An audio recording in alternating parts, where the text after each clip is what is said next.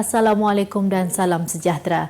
Penuh gemalai menghibur puteri, hamba Umay persembah diri. Terus bersama saya Umar Wahid dalam 15 minit MMTV edisi 19 Julai 2023. Kita ke berita utama. Yang di-Pertuan Agong menasihatkan semua pihak menjauhi sikap fitnah, memfitnah dan berfikiran prasangka kerana amalan itu tidak mendatangkan faedah kepada bangsa dan negara. Al-Sultan Abdullah Riayatuddin Al-Mustafa Billah Shah juga menasihatkan rakyat untuk menjauhi sikap hasad dengki dan berfikiran sempit serta negatif dalam setiap tindakan. Mengambil ibrah peristiwa hijrah, Seri Paduka Baginda turut mengajak seluruh rakyat untuk bersatu hati dalam membentuk masyarakat yang lembut berbicara dan halus menyampaikan pesanan.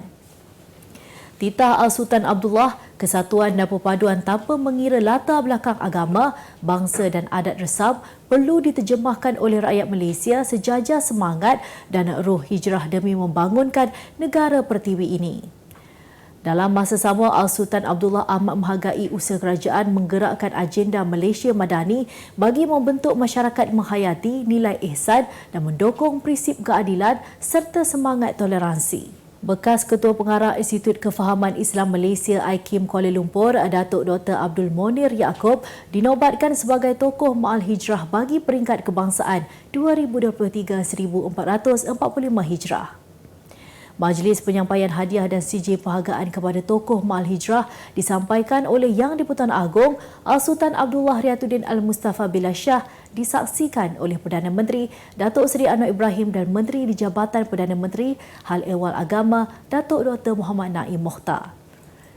Pengumuman tersebut dibuat oleh Ketua Pengarah JAKIM Datuk Hakimah Muhammad Yusof pada majlis sambutan Ma'al Hijrah di Pusat Dagangan Dunia Kuala Lumpur WTC hari ini. Manakala tokoh Ma'al Hijrah antarabangsa pula diberikan kepada Mufti Besar India Al-Alamah Sheikh Abu Bakar Ahmad. Hakimah berkata kriteria tokoh yang dipilih adalah berdasarkan kepada sumbangan besar dalam pembangunan ummah dan pengembangan syiar Islam selain mendapat pengiktirafan serta diterima oleh masyarakat dalam dan luar negara. Penganugerahan itu menyaksikan kedua-dua tokoh terbabit masing-masing menerima hadiah wang tunai, pingat dan CJ penghargaan. Menteri Besar Kedah Datuk Seri Muhammad Sanusi Mak Nur menafikan dakwaan Ketua Polis Negara Tan Sri Razaruddin Husin bahawa beliau gagal dihubungi sekaligus menyebabkan penahanan yang dilakukan pada pukul 3 pagi semalam. Muhammad Sanusi mendakwa penangkapannya juga pada awal pagi itu satu komplot untuk menggambarkan beliau seorang penjahat. Beliau berkata demikian kepada pemberita selepas menghadiri Majlis Perhimpunan Sempena Sambutan Ma'al Hijrah Peringkat Negeri Kedah hari ini. Jelasnya, beliau turut mempunyai bukti tangkap layar WhatsApp dengan seorang pegawai kanan polis yang meminta supaya penangkapan itu tidak dilakukan memandangkan beliau akan hadir ke mahkamah seperti ditetapkan. Sementara itu, bukti tangkap layar perbuatannya itu turut diserahkan kepada pegawai kanan polis untuk dimaklumkan kepada Ketua Polis Negara. Semalam, Razaruddin menegaskan bahawa penahanan yang dilakukan polis terhadap Menteri Besar itu pada awal pagi adalah bagi memastikan beliau hadir ke mahkamah setelah gagal dihubungi. Kita tunggu Lim Guang Eng dan yang lain juga selepas ini. Demikian reaksi Ketua Pemuda UMNO Dr. Muhammad Akmal Saleh berhubung pertuduhan mahkamah yang dihadapi Menteri Besar Kedah Datuk Seri Muhammad Sanusi Mak Nur. Ujar beliau tiada ruang kepada mana-mana individu di negara ini yang suka hati mempermainkan isu 3R iaitu agama, raja dan kaum. Tambahnya, tidak kira parti sama ada kerajaan maupun pembangkang, perkara ini perlu dijadikan sebagai pengajaran kepada ahli politik dan juga rakyat.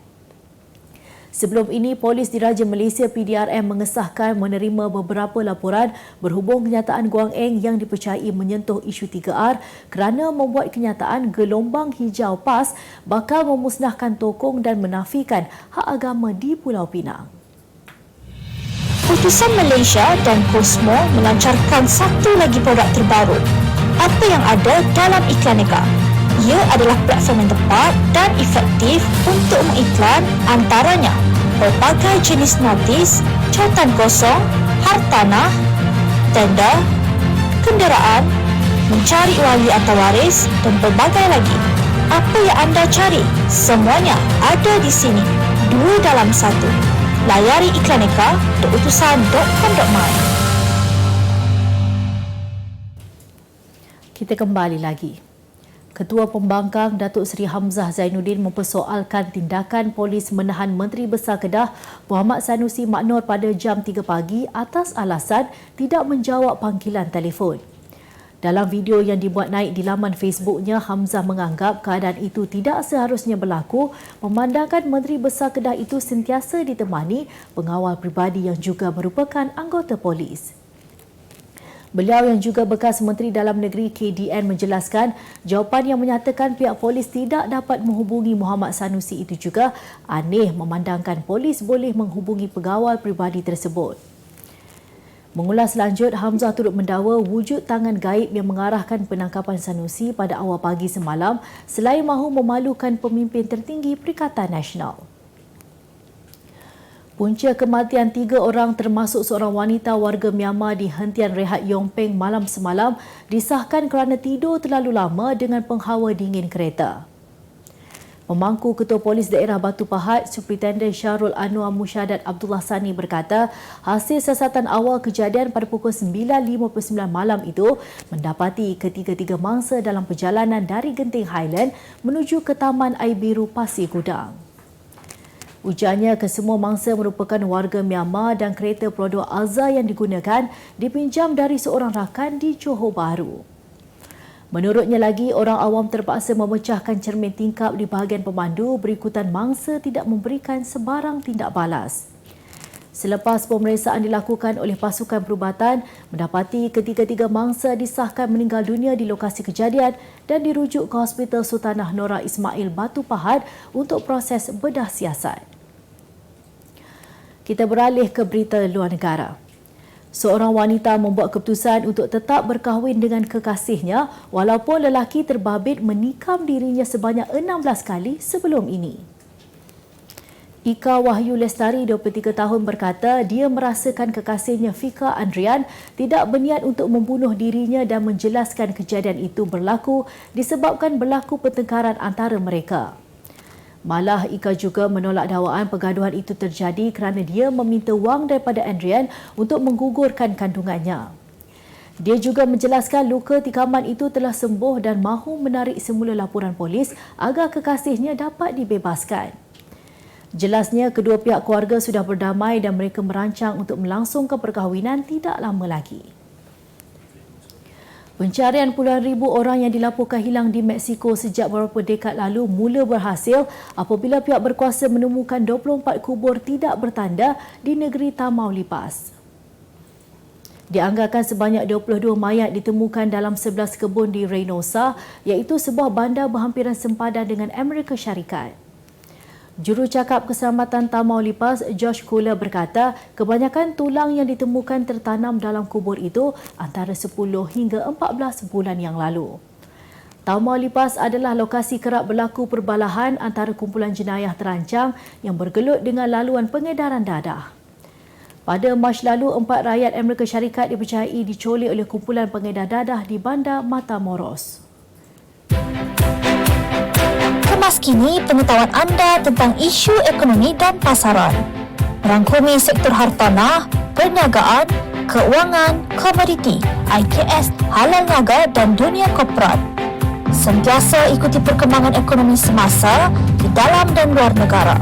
Semua informasi terkini hanya di hujung jari. Dapatkan edisi ringgit setiap Isnin hanya di akhbar Utusan Malaysia.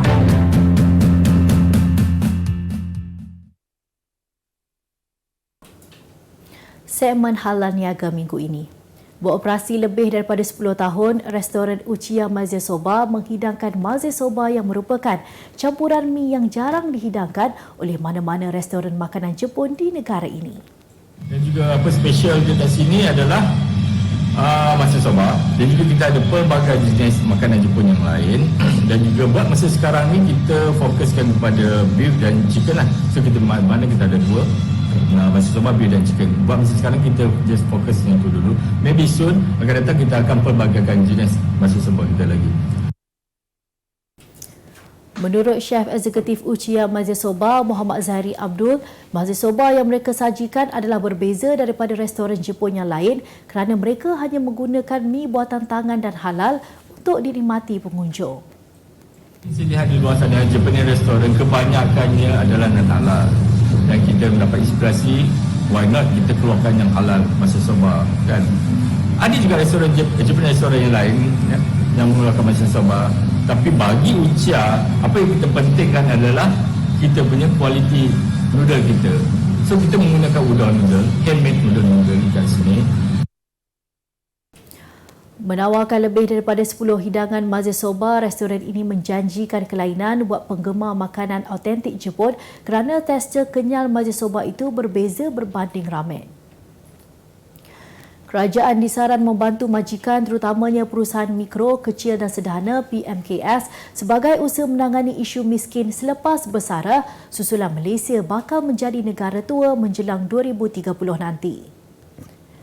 Bercakap kepada utusan Malaysia, Presiden Persekutuan Majikan-Majikan Malaysia MEF, Datuk Dr. Syed Hussein Syed Husman berkata, kerajaan perlu membantu membina perniagaan dan semua pihak mesti melihat isu daripada kacamata PMKS. Beliau berkata demikian ketika diminta mengulas mengenai langkah drastik yang perlu diambil bagi menangani isu miskin selepas bersara. Dalam masa sama, sejumlah 70% daripada 8.7 juta ahli aktif kumpulan wang simpanan pekerja KWSP tidak mempunyai simpanan yang mencukupi bagi menampung perbelanjaan selepas mereka bersara. Kita ke berita sukan. Pemilik Johor Darul Takzim JDT Tunku Ismail Sultan Ibrahim sekali lagi mencadangkan kepada Persatuan Bola Sepak Malaysia FAM dan Liga Bola Sepak Malaysia MFL menggunakan peraturan Financial Fair Play FFP di negara ini tahun depan. Tunku Mahkota Johor TMJ meninggalkan komen tersebut di laman Instagram Bola Sepak Malaysia Football League berikutan kerjasama yang dijalinkan Kuala Lumpur City FC dengan kelab La Liga Sepanyol Cardiff CF. Tambah TMJ lagi, baginda turut menyarankan supaya FAM dan MFL mengutamakan pembangunan bakat akar umbi pasukan bola sepak di negara ini. Katanya, kelab bola sepak di negara ini tetap perlu usahakan sendiri aspek lain termasuk dana, pembangunan akar umbi dan infrastruktur kerana ia bertujuan untuk mengawal dan mendisiplinkan pasukan-pasukan berbelanja mengikut kemampuan masing-masing. Bayern Munich membelasah kelab amatur Division 9 Jerman Rotek Igen 27-0 dalam satu perlawanan persahabatan pramusim di Tegernsee, Jerman awal pagi tadi. Pada perlawanan itu, Bayern mengganas tanpa memberi belas kasihan melalui jaringan pembukaan oleh Musiala seawal minit ketiga sebelum menutup babak pertama dengan jaringan 18-0. Anak buah Thomas Tuchel terus menambah jaringan dengan gol terakhir dijaringkan oleh Mane pada minit ke-90 untuk melengkapkan kemenangan 27-0. Pertemuan kali ketiga Bayern berdepan lawan sama itu telah merekodkan agregat 72 sejak 2018 dengan kemenangan 22 pada pertemuan pertama dan 23-0 pada 2019.